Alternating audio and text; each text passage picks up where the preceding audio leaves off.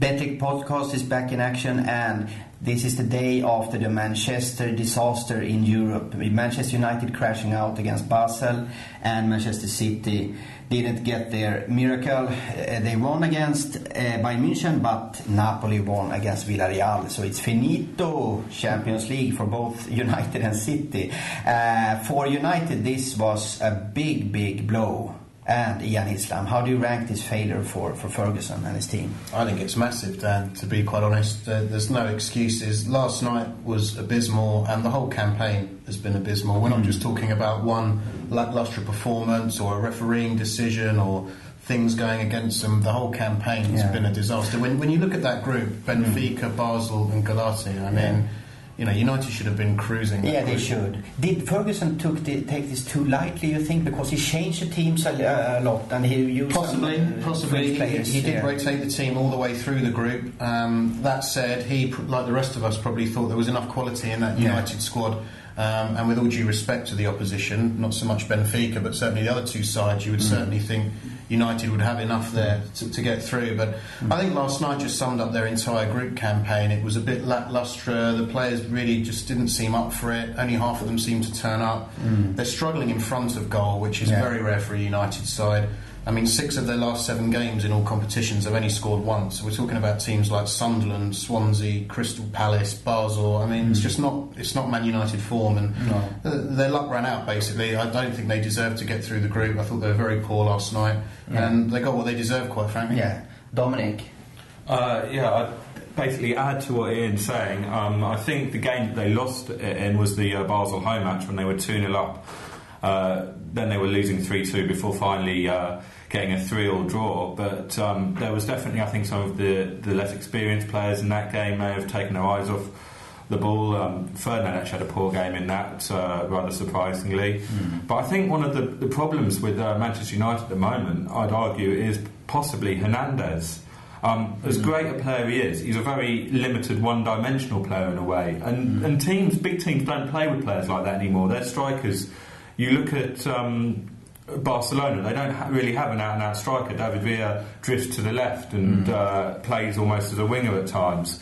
Even the Man United team that won the Champions League a couple of years ago, that was based on a forward line of Tevez, Berbatov, Rooney, Ronaldo, all dropping in. Sometimes they'd be basically playing a 4-6-0 formation.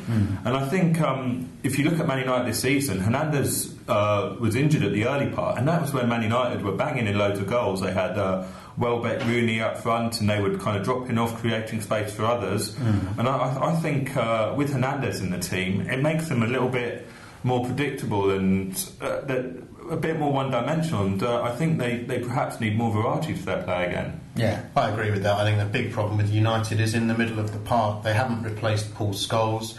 Ferguson's got away with it in the past where he hasn't replaced big players, and he's got away with it. It's not panning out that way this season. They're scraping 1-0 wins in the Premier League. I don't see how much longer that can last. And in the middle of the park, I mean, Basel had so much time on the ball last night in midfield. You know, even Giggs had a poor game by his standards.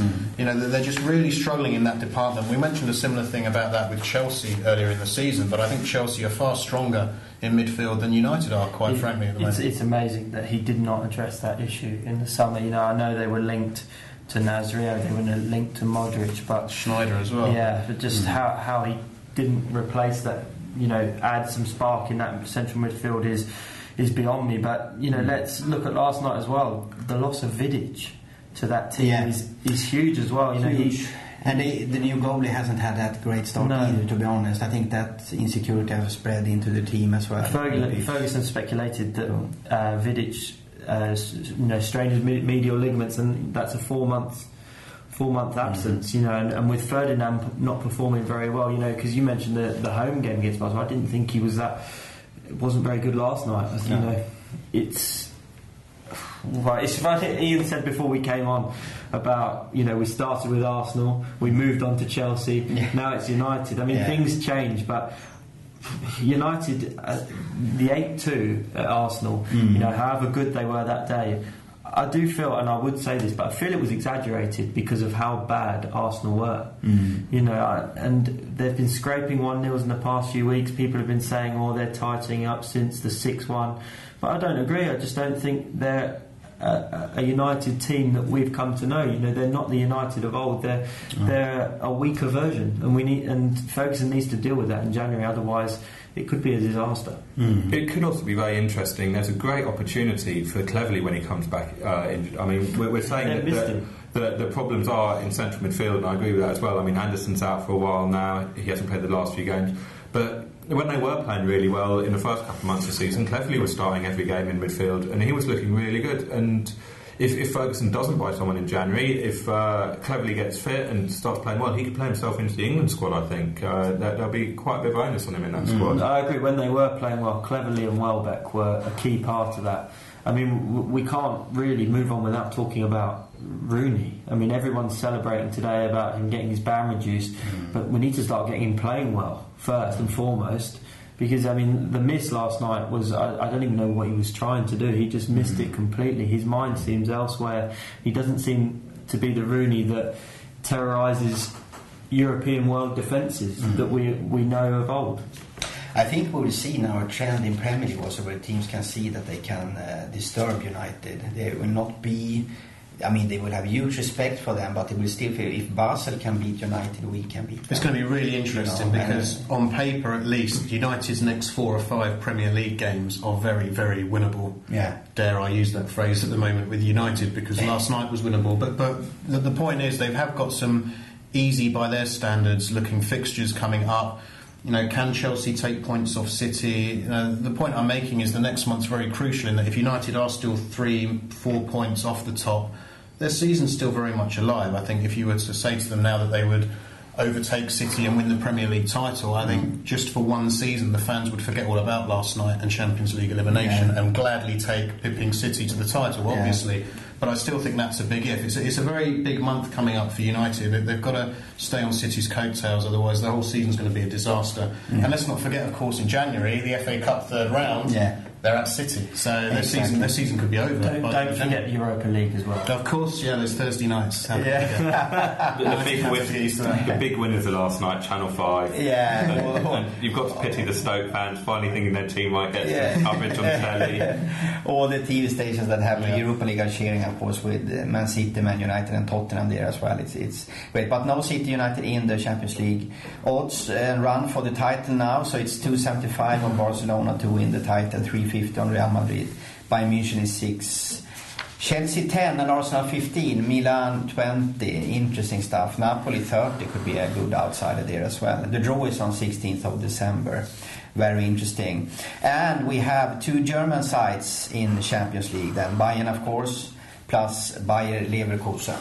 Dan, I know you needed a miracle last night for City, but how is this exit viewed? I know it's the first season in the Champions League. It's a strange feeling because everyone thought you'd do really well. And if we were, I was checked forums and stuff since you know that I'm a City fan since long, and it's not that huge reaction today because it was quite expected, to be honest. This after the loss to Napoli away, where we lost this race, to be honest. And what saves the team now and Mancini is the great ride we are on in Premier League. And for the fans, the Premier League is the main thing now to win Premier League ahead of United. That's the main thing. And United getting knocked out was a nice little bonus. Probably. Probably it was. But the German sides weren't knocked out, minus Dortmund, Bayern Munich and Leverkusen are through. And we have a German ambassador with us here on the call, Thomas Berthold, world champion back in 1990 with West Germany, had a long career in Stuttgart, AS Roma, Bayern München, among other clubs. So we are now going to Thomas Berthold in Germany. Hello? Hello, Thomas. It's Dan calling here. Yes, Dan. Hi. Excellent. Nice to have you on board here. An amazing group in the draw for you 2012 for Germany. Group of death. Germany together with Holland, Portugal and Denmark. Yes. What was your reaction after that? My reaction was that if you want to win the title, you should make it also in this group, because to be honest, if you want forward until the knockout round, nothing against Denmark or Portugal, but Denmark is not a heavyweight champion, and Portugal as well. They got qualified through the extra matches. It's clear that Germany and Holland are favourites. Germany are also currently 4.25 in odds with Betclic to win the tournament, with Spain as number one favourite at 3.50. Yeah, that's also my opinion, that I see the Dutch team with Germany on top of this group. Yeah. What will be the key factors for Germany if we look ahead to next summer? Look, then I think almost the same story in the big tournaments. Important is the first match, If you win the first match clearly, and then you go through the whole tournament, So depending a lot of the first match, I don't know exactly now how is the match schedule for this group, but I heard an interview of the manager, Jogi Löw, and he said that for him it doesn't matter who comes first, And so that's the right message, I think, also for the players. To go there, to win the first match and then to go through. Yeah. Germany is, as always, one of the most feared team, and it's a lot of buzz around the German national team now. As with the club sides, we have Bayern Munich and Bayer Leverkusen through in Champions League. Do you think that Bayern Munich can go all the way and reach the final at home soil in May? Look, I think that for reaching the final, in the defense, the team is not so balanced as in the midfield and as in the attack, So that will be a big issue to go through the final, because, to be honest, I see Barcelona and Real Madrid on a different level. They have something more. Yeah, exactly. It will be interesting, and the draw on the December 16 will be massive for sure. Now, this week, everyone is looking ahead to El Clasico, the great match between Real Madrid and Barcelona on Saturday at Bernabeu. How big is the Spanish league in Germany, Thomas? Tell us. No, it's always big, because we're looking always to the big teams like Barcelona, especially Barcelona in the past, because they won everything, the Champions League, then in Tokyo, this what is the cup named? The Intercontinental Cup, and we are also watching Real Madrid, because especially with Mourinho now, this big personality on the bench, there's always something to know about news of the team and blah blah blah. So and I think these two teams are the major favorites also for the Champions League title this year. It will be intriguing for sure. Which team do you think will win on Saturday evening, My Thomas? personal favorite is Barcelona. Yeah. Because they are, to play on this level like Barcelona did in the last years, to maintain this level is very, very difficult. And it's always a challenge for them, But I think they are hungry enough to win again. But it will be tougher than last year, I think. Yeah, it will be. It will be a cracker, and of course you can live bet at Betclic on the match from 10 p.m. CET this Saturday. El Clasico coming up. Thomas, Bundesliga, it's an amazing tight table at the top there. We have 6 points from Bayern Munich on the first place to Leverkusen on the 6th place. This is so tight, it's unbelievable. Have you ever seen anything like it? It's been very, very interesting championships this year for the supporters. We have, as you said, we have 6 teams on the top, very close. And we have also a lot of teams on the bottom very close, to go in the second division. So for the supporters, it's unbelievable. Bundesliga is a fantastic league in terms of audience. Very, very competitive. And I think the major favorite is also Bayern Munich for the title. But after the defeat against Dortmund at home, and also the biggest surprise for me is Borussia Monchengladbach. Yeah, tell us about them. They are 1 point behind Bayern Munich after 15 rounds. Bayern Munich, and we were talking always in TV about Gladbach, okay, it can happen, but now it's a fact, that they are on the top. And it's very challenging, it's very exciting. I'm very interesting how they move forward after the winter break. Yeah, it's always important to be the Christmas champion the winter champion in Germany.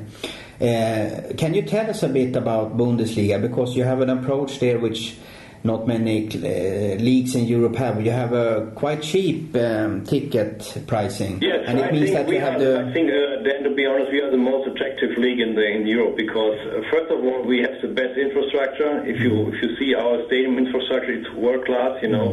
We have the highest average of spectators in Europe.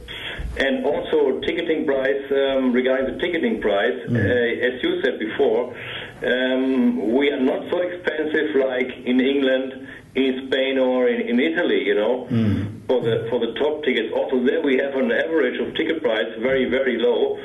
And as a result, you see it's a good brand, the Bundesliga, and full stadium. So I think they created a good product, at least, our league. It is, for sure. It's an amazing thing to be on I've been fortunate enough to have been on a number of Bundesliga matches. It's an amazing atmosphere, especially in Dortmund, who are 1 point as Gladbach behind Bayern Munich.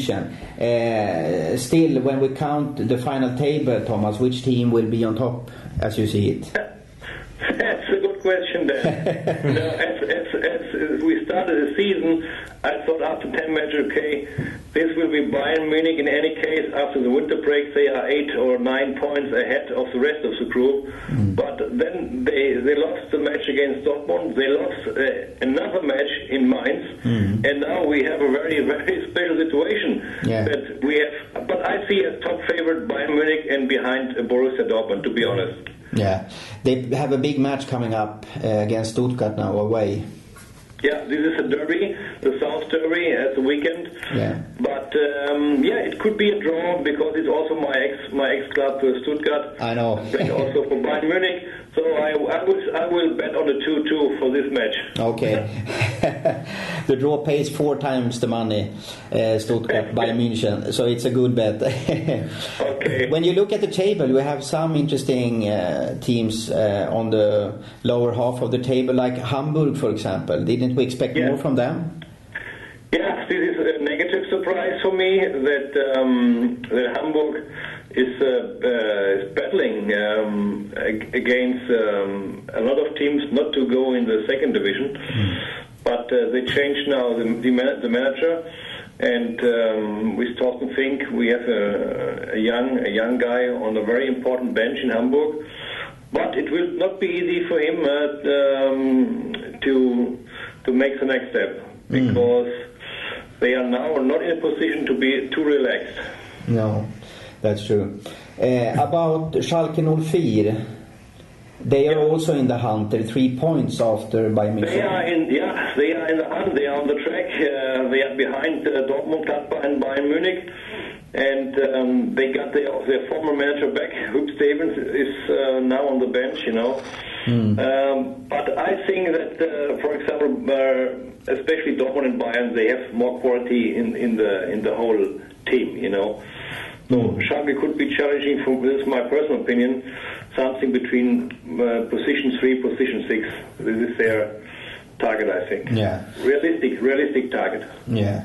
First match coming up is the classic Friday encounter, Hertha Berlin versus Schalke 04. Interesting match. Very interesting match. Because Berlin is coming from the second division, and as you know, maybe last year Germany was the unique country in Europe with the capital playing in the second division. Yeah. So Berlin is an important spot, Yeah. And I think the squad is good enough to play a good role in this year. They will not go in the second division, I think. They are too strong. And, it's an exciting match against Schalke. It's not a derby, but two traditional clubs. So I'm interested to see the final result. Yeah, we are too. How will it be? What will the final score be? I will say it will be also a draw. Yeah? So then I will go for a double, a draw in Hertha Berlin Schalke and Stuttgart Bayern, and I will have some extra Christmas money. Thanks, Thomas. Okay. Thomas, it's Oliver here. I just want to ask you a quick question about, obviously we're coming to terms in England with the top two sides in the Premier League going out of the Champions League last night, Manchester City and Manchester United. I just want to see what the view has been in Germany of the shock. Yes, this was, yes, for us it's not a shock, but it's before the Champions League season, if you ask a football expert who could be in the knockout round, the Man U, 100%. Manchester City, okay, it's a new team. Maybe they have to make their experience in the Champions League, but the knockout of both teams of Manchester, this is a biggest surprise I think in the last 10 years in the Champions League season. Yeah, I mean it's massive. We're still coming to terms with it here. Yeah, exactly. And here in England, at least, guys, you have 6 matches, to play, and if you're not able to pass Basel, a Swiss team, and to leave behind who else who was in the group, Manchester United, it was Basel, and Otelul Galati from Romania and Benfica. So Benfica and Basel. Okay, Benfica is a good team, but the other team from Romania. Okay, so you have only. Let's say Benfica and Man United.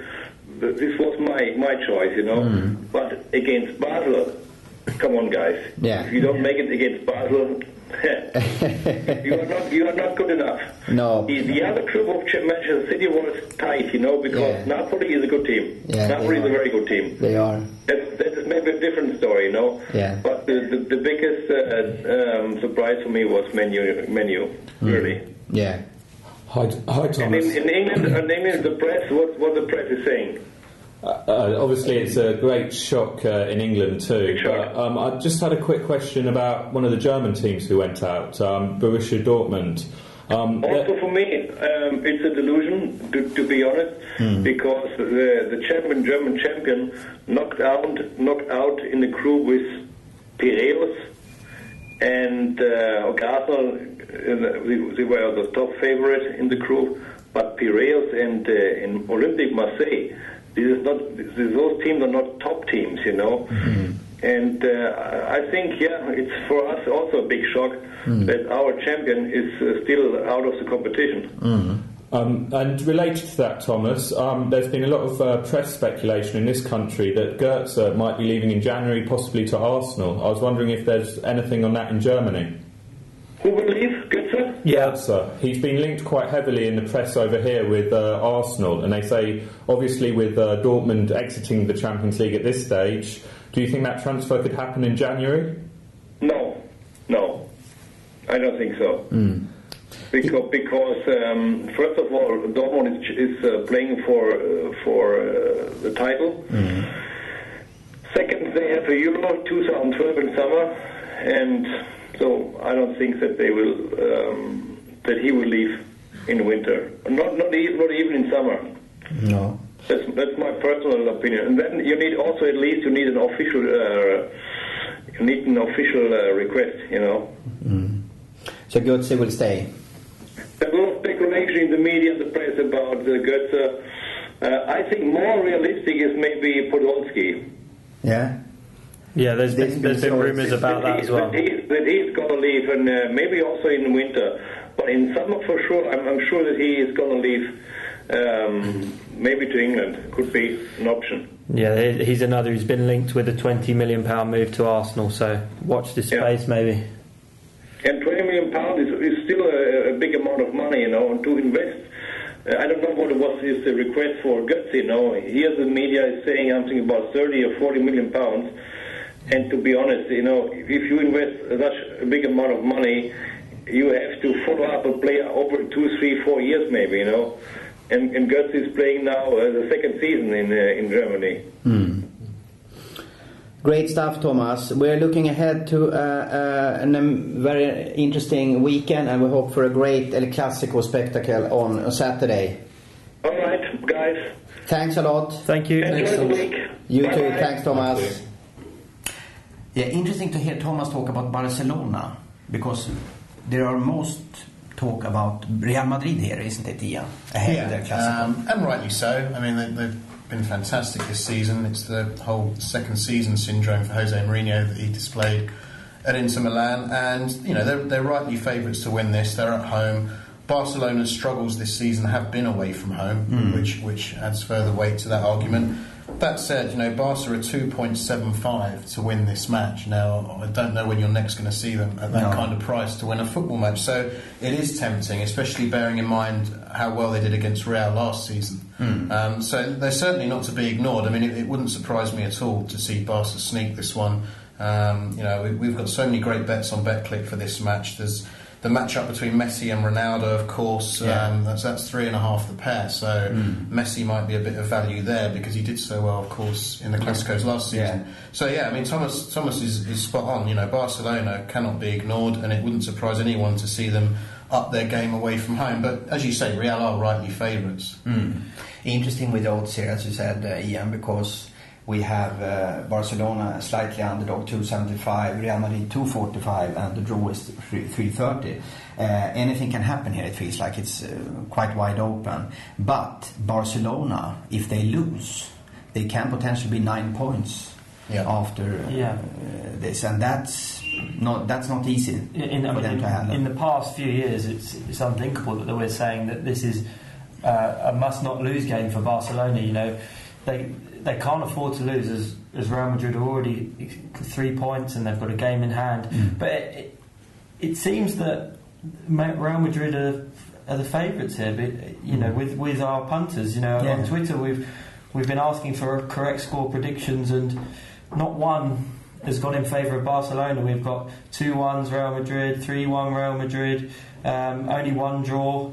So it's going to be really interesting come Saturday night, because Ian's point's valid as well. How can you ignore Barcelona? Can you point to anything, Dominic, in terms of why has it swung a bit for Real Madrid? I think this season one of the reasons is you look at Barcelona and they have a smaller pool of key players that they have to play every game. And you look at the amount of games that Xavi, Iniesta and Messi have played in the last 3 years or so. It's been phenomenal how many games they've played, and I think it's starting to catch up with them a bit. Maybe they've also had a couple of injuries, Barcelona, and I think he's still, Guardiola's experimenting a little bit this season with how he's setting up defensively. I mean, there's a few games where he's basically lined up without a defender in the team, more or less. So he's still looking to evolve the team dynamic. And then there's some possibly tired legs in there. I mean, they're not kind of pressing and playing with the same zip as they were this time last season. There's also a very interesting dynamic to the game where you could argue that Barcelona really have to win this. Even a draw might not be good enough, the way Real Madrid are playing, and I think that could lead to a lot of goals in this fixture. I think Barcelona will definitely be looking to win this game, not draw it, and so they'll always be striving for a goal. If they do score, then Real Madrid will be desperate for a goal. And these kind of fixtures often lead to high-scoring fixtures. Barcelona this season have already drawn 2 all away from home 5 times this season. We've got that at 12 times money with Betclic. Or another price I quite like, you could perhaps go 3-2 either side, maybe. Real Madrid to win 3-2 is 22 times the money, and Barcelona 25 times the money. So maybe do a combination of those bets, or if you want, you could do over 4 goals at 2.6. But I definitely think there'll be goals in this one. It's as yours suggests, it's a very, very close game, but I think it should be a great one to watch on Saturday night. Yeah, we see that among the bets as well. I talked with the bookies just before we did this podcast, and they say that the stakes are very well spread. It's both from Real and Barca and the draw as well. So another great market we've got in this game is for the red cards. It's 2.00 for there to be a red card in this match. And after last season, I think we're going to see a lot of involvement in that market. I'd be very surprised if there wasn't a red card in this match. Exactly, it will be fierce for sure. The whole Bernabeu will be on fire, and the whole football world will watch this match. With Dom, 3-2 Real. Yeah, it's a big one, and we hope for a big fist. I actually go for a draw here. I think it will be tighter than we can even imagine. I would say. Okay, let's see. We can talk about this match forever, I think, but kick off at 10. Don't miss it. Live bet at Betclic as well, guys. We should look at the weekend. Besides the El Clasico. What do we have at stake here in terms of bets? Dominic, you have been on fire with your predictions. Tell us now what you have in mind for this weekend in England. Okay, England, my lower league pick this week. Initially, early in the week, I was drawn to Hartlepool. They're playing Brentford. Brentford are 7th in the table, but have actually lost half their home games this season, 5 at home, whereas Hartlepool, who are lower down the table but have won 5 away games out of 8 this season, Hartlepool can be backed at 3.8. Now, I think that could definitely be worth a bet at that price, although a word of warning, Hartlepool did sack their head coach Mick Wadsworth this week, but so therefore that's not quite my nap of the week. My main tip is West Ham away at Reading. Reading have mixed home form. They've already lost 3 at home. West Ham on far away, they've won 7 out of 10 away, and West Ham can be backed at 2.5. I think they're a team that Allardyce has set up to play well away from home, and I think that is good value there, 2.5. And it pleases our producer Stuart Ballard, who is nodding here in the background. More like tearing his hair out. West Ham. Yeah. Why have you tipped West Ham? Park, joy for Hartlepool, maybe, yeah? I mean, interesting. Yeah, it's just that the manager change stopped me from them being my main pick this week, but I like them. But West Ham are my main pick at 2.5. Okay. Excellent. Premier League then, what do you go for there? Premier League. It's an interesting set of fixtures again. I have chosen Aston Villa at Bolton. Bolton have lost so many games this season. I don't think they've no, they haven't. They haven't drawn in the Premier League this season. They've won 3 games, but they've lost the rest. So that's 11 games they've lost this season. And I think Villa can continue that run of misery for Bolton fans. Villa are 2.8. They've been a mixed bag under McLeish, but I do think their goals in this team. Bournemouth having a great season, and I can see them causing problems for Bolton. 280 on Aston Villa away at the Rebook on Saturday, kick-off 4 CET. Bolton, Aston Villa. Okay. Ian, what are you going for? Well, I'm the opposite to Dom. I've been in dreadful form, so but we're going to try and put that right this week. All great players have some dip, you know. Exactly. So couldn't put it better myself. What do they say? Form is temporary, class is permanent. Yeah, keep talking, guys. I like the sound of that. I'm looking at Sunderland actually this weekend. It's Martin O'Neill's first game, of course, at the Stadium of Light, and quite frankly, home to Blackburn is a lovely first game to have. Right now, I'm sort of anti-Blackburn this season from a betting point of view. I tipped them at the start of the season to go down at a much bigger price than they are now. I think for as long as Steve Keane remains at the helm, that's still a very safe bet. Although how long he's going to be there, I don't know. I mean, if Blackburn lose this one, he could again be grabbing the headlines for all the wrong reasons. But I say it's O'Neill's first game. I appreciate the fact that Sunderland haven't scored that many goals. They've only conceded 9 at home, which is only 1 fewer than Man United. They have struggled up front, but you know Blackburn's defence is like the parting of the seas, quite frankly. So if anyone can get them going, it'll be O'Neill, and I just think 1.9 is a nice price. It may even have been clipped in today slightly. I know there's been a little bit of money for Sunderland in the week. It has actually moved to 1.85. The fans are already getting backing Sunderland. Yeah, so if they've obviously been watching the Betclic video. Yeah, exactly. If you follow Ian here, you should move quickly because they also can go down further. Actually, I think. I just think O'Neill, he knows the Premier League inside out, and you often see a reaction when you get a new manager from the start. So it's exactly, and the fans will be really pleased. They were very displeased with Steve Bruce. They'll be delighted to get O'Neill. He's an appointment that the fans wanted, and as you say, they'll be completely behind the team on Saturday. Yeah, and Blackburn's a great first game. Yeah, 185 for 2:30 kick-off on Sunday. Sunderland Blackburn. One thing I'd like to say about this fixture is I've noticed in the press in the last week, Blackburn fans have been getting quite a bit of stick from like the ex-players and managers about how when Yakubu scored his first last Saturday, he ran to Steve Keane and the cheers turned to boos from the Blackburn fans because he was celebrating with Steve Keane. But personally, I think that the Blackburn fans have every right to protest against Steve Keane. He was Sam Allardyce's assistant manager or head coach there, and it looks, I mean, from the outside looking in, it looks like he stabbed Allardyce in the back. There was absolutely no reason that Allardyce should have been fired from that position. He was surpassing expectations and with Blackburn, kind of getting them into the top 10. That's where a club like Blackburn should be. Venky's haven't shown the ambition of their words when they said they were going to get Ronaldinho, Beckham and finish top 4. They couldn't even get Akon to the E-Wood. So I'm in agreement with the Blackburn fans. From someone outside looking in, you wonder what Venky's are doing. Clearly Jerome Anderson has got a massive influence there, with his son being signed on the books there, and Allardyce, suppose there are rumours he left because he was being told who to sign. And I think if the fans pay their money, they've got a right to protest. Yeah, let's see how this ends up. Blackburn are in turmoil for sure. 10 points from 14 games so far. Sunderland is the pick from Ian here. Ollie? Well, I'm somewhere in the middle. I've been a bit mixed in recent weeks, but I didn't know where to go this week. I was looking at Newcastle away at Norwich, but then obviously with them losing Colaccini and Stephen Taylor, I'm not so sure about them now. They could struggle. So I ended up clumping with Fulham away at Swansea. Swansea haven't been in great form. You know, they've not done too bad. You know, they've had a few draws and not conceded many at home, but I think Fulham have really turned a corner, and I was really impressed with them when they played Liverpool. You know, they've been playing well for the last few weeks.